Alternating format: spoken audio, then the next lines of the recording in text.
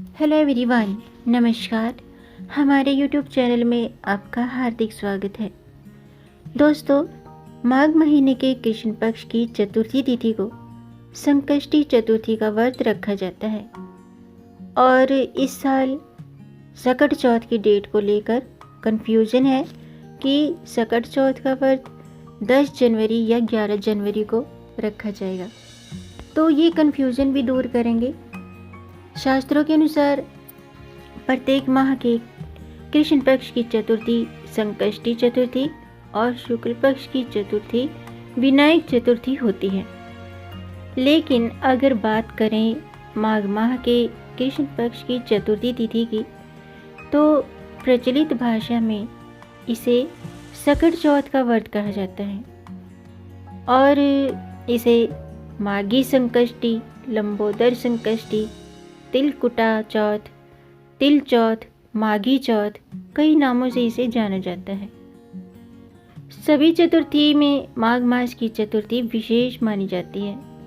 इस दिन भगवान गणेश जी के साथ साथ भगवान शिव और माता पार्वती, कार्तिकेय और चंद्रदेव की पूजा का विधान है। आज की वीडियो में हम जानेंगे कि सकट चौथ का व्रत कब है, सकट चौथ के व्रत की पूजा का शुभ मुहूर्त, चंद्रोदय समय, पूजन विधि और सकट चौथ व्रत की कथा।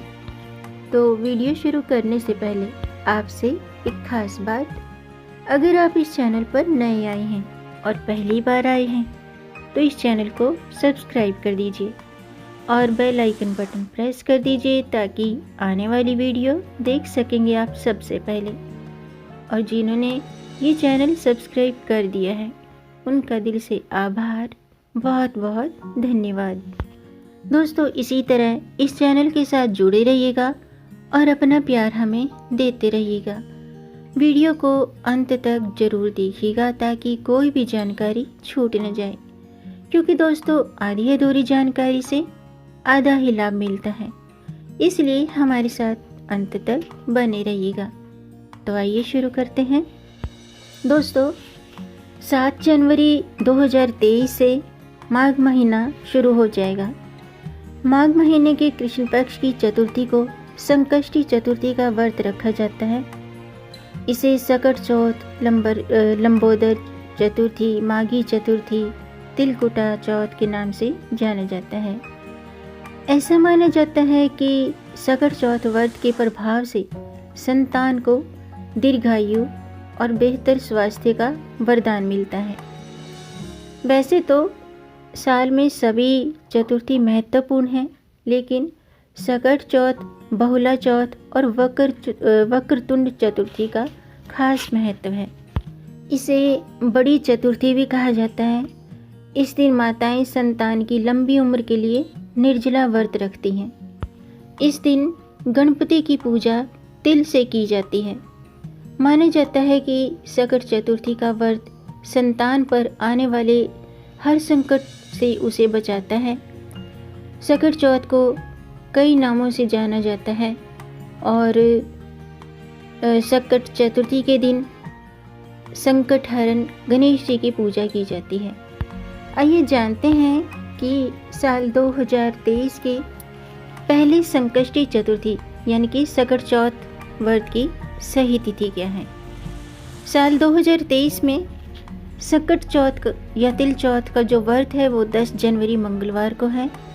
चतुर्थी तिथि शुरू होगी 10 जनवरी को दोपहर के 12:09 पर और चतुर्थी तिथि समाप्त होगी 11 जनवरी दोपहर के 2:31 पर। सकट चौथ चंद्रोदय का समय होगा 10 जनवरी रात्रि के 8:41 पर। आइए जानते हैं सकट चौथ व्रत की पूजा विधि।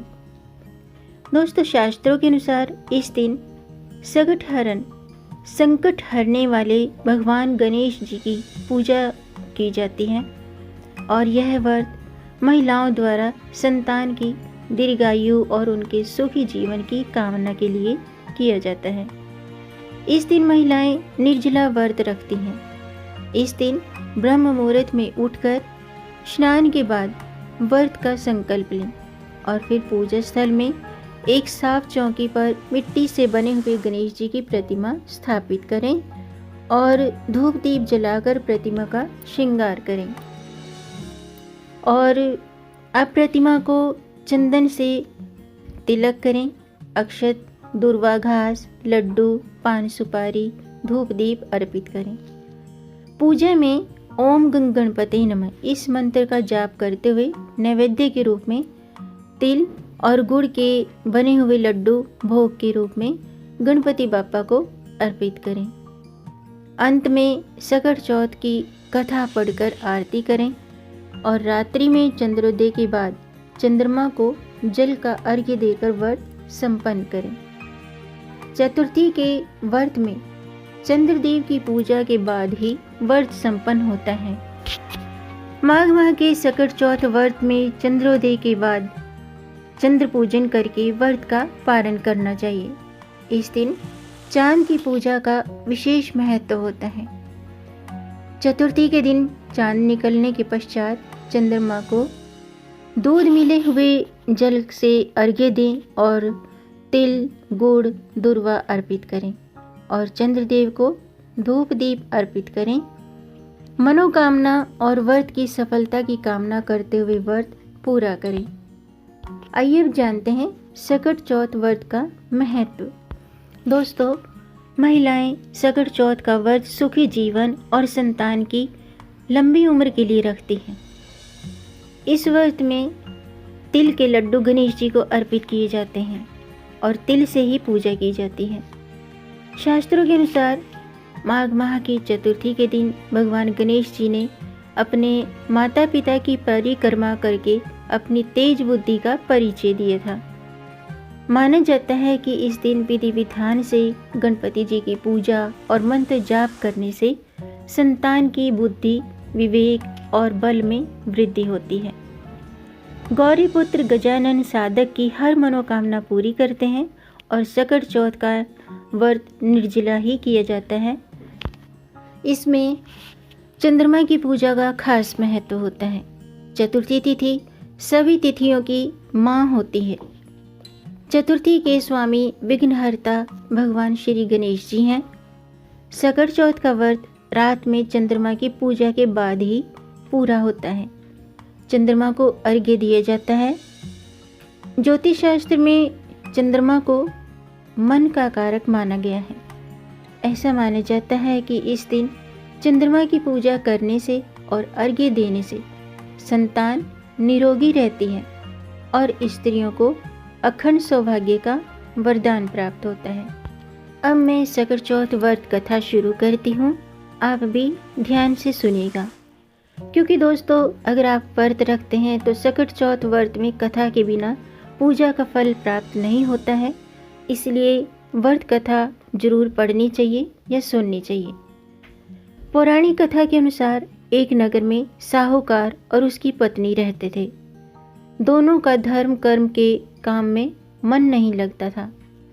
एक दिन साहूकारनी अपने पड़ोसन के घर गई और पड़ोसन को सकट चौथ की पूजा कर उसने इस व्रत का महत्व पूछा, क्योंकि उसकी पड़ोसन सकट चौथ का व्रत कर रही थी तो उसने इस व्रत का महत्व पूछा। साहूकारनी को सकट चौथ व्रत और तिलकुटा चौथ व्रत की महिमा बताते हुए पड़ोसन बोली कि गणपति की कृपा से व्यक्ति को अखंड सौभाग्य, पुत्र, धन धान्य, बुद्धि, सिद्धि सब कुछ प्राप्त होता है। साहूकारनी ने व्रत के लाभ जान करके सकट चौथ व्रत करने का संकल्प लिया। साहूकारनी ने कहा कि वह माँ बनती है तो सकट चौथ व्रत जरूर करेगी और गणेश जी को 1.25 सेर तिलकुट चढ़ाएगी। गणेश जी की कृपा से वे गर्भवती हो गई। अब साहूकारनी की लालच और बढ़ गया और उसने कहा कि उसे बेटा हुआ तो 2.5 सेर तिलकुट करेगी। साहूकारनी को एक सुयोग्य पुत्र की प्राप्ति हुई। फिर उसकी इच्छा, उसकी लालसा और बढ़ गई और वह बोली कि अगर उसके बेटे का विवाह हो जाता है तो वे 5.25 से तिलकुट करेगी।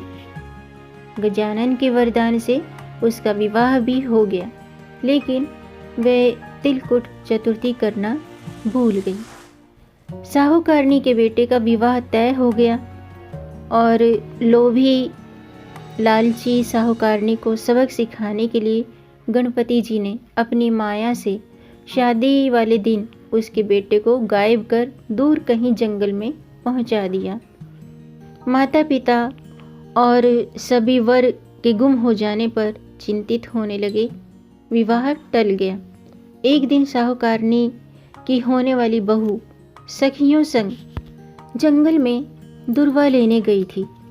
उसे देखकर साहूकारनी के बेटे ने आवाज भी दी, लेकिन वह सभी डर के वहां से चली गई और इस घटना के बारे में अपनी माँ को बताया। गांव वालों और साहूकारनी के समधियों ने वहां जाकर देखा तो उनका दामाद घने जंगल में एक पेड़ पर बैठा था।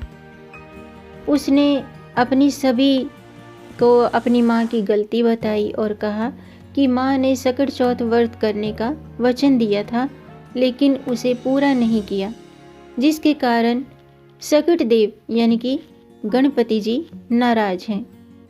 साहूकारनी को जब ये बात पता चली तो उसे अपनी गलती का एहसास हुआ और उसने गणपति जी से क्षमा याचना की और सकट चौथ का व्रत और तिलकुट भी किया। गणेश जी ने साहूकारनी को क्षमा कर दिया, माफ़ कर दिया और उसका बेटा भी सही सलामत घर आ गया।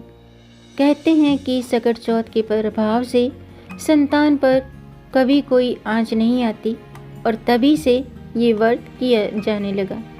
ये थी सकट चौथ की व्रत कथा। सकट चौथ की एक पौराणिक कथा और भी है, जो इस प्रकार है कि एक बार विपदा में पड़े देवता भगवान शिव के पास अपनी समस्या के निवारण के लिए गए। तब भगवान शिव ने अपने दोनों पुत्रों को कहा कि तुम दोनों में से कौन वीर है जो देवताओं के कष्टों का निवारण करेगा। तब कार्तिकेय ने स्वयं को देवों का सेनापति प्रमाणित करते हुए देव रक्षा का अधिकार सिद्ध किया और भगवान शिव ने गणेश जी की इच्छा पूछी तो उन्होंने कहा कि बिना सेनापति बने ही इनके संकट दूर कर सकता हूँ। इस पर महादेव ने दोनों को धरती की परिक्रमा करने को कहा और कहा कि जो पहले परिक्रमा पूरा करके पहुँचेगा वही वीर घोषित किया जाएगा। यह सुनकर कार्तिकेय धरती की परिक्रमा करने के लिए निकल गए, लेकिन गणेश जी ने अपने माता पिता की 7 परिक्रमा करते हुए कहा कि इनमें ही समस्त तीर्थ निहित हैं। गणेश जी की बात से सभी नतमस्तक हो गए और महादेव ने उनकी प्रशंसा करते हुए उन्हें आशीर्वाद दिया कि प्रत्येक कार्य से पहले तुम्हारी पूजा होगी। इसके बाद पिता की आज्ञा से श्री गणेश जी ने देवताओं के संकटों को दूर करना शुरू किया। तो दोस्तों, आज का वीडियो मैं समाप्त करती हूँ। उम्मीद है आपको ये जानकारी पसंद आई होगी। अगर आपको ये जानकारी अच्छी लगी हो तो आप इसे लाइक कर सकते हैं और इस जानकारी को आगे बढ़ाकर अपनी फैमिली में, अपने फ्रेंड्स में ज़्यादा से ज़्यादा शेयर भी कर दीजिए ताकि औरों को भी इससे लाभ प्राप्त हो। और अगर आपका कोई प्रश्न है या कोई सुझाव है तो कमेंट बॉक्स में ज़रूर लिखिएगा। मेरे चैनल को सब्सक्राइब ज़रूर कीजिएगा ताकि आने वाली वीडियो देख सकेंगे आप सबसे पहले। वीडियो को अंत तक देखने के लिए आपका बहुत बहुत धन्यवाद। मिलेंगे नई जानकारी के साथ, तब तक आप खुश रहें, स्वस्थ रहें, अपना ख्याल रखें और अपनों का भी ख्याल रखिएगा। जय माता दी, जय श्री हरि, गणपति बप्पा मोरया, हर हर महादेव।